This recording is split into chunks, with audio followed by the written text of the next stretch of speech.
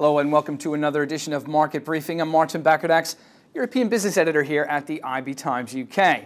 I'm European business editor, but like pretty much everybody else in Europe today, we're trying to be Italian political experts because the gridlock is causing turmoil all around financial markets, indeed here in Europe, and let's be honest, around the world as well. The gridlock, of course, manifested itself late last night. It appears that Pierluigi Bersani, who had a commanding lead when the last polls were published on the 8th of February, has won the lower house of Italian Parliament by about half a point, but he doesn't have enough support to gain the upper house, the Senate.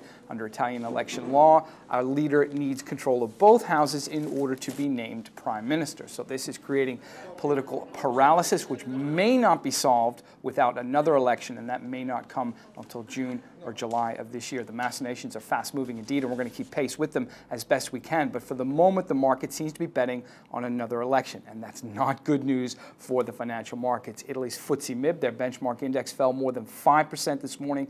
As a result, banks just getting clubbed by investors largely because they see the enormous holdings of Italian government debt on their balance sheets as being susceptible to yields rising, and that, of course, manifested itself in the market as well. And that was the case for banks all around Europe, and that precipitated triple-digit declines in Germany and indeed for a moment here in the United Kingdom. The FTSE was, well, recovered a little bit by mid-morning, but still about 90 points or 1.4% off from where it was yesterday. And again, this just all reflects investor concern about the political machinations in Italy, which must be remembered is the third largest economy in Europe, and it's the third largest bond market in the world, which is an absolutely outstanding figure that people need to understand when they come to terms with how it can impact financial markets around the region.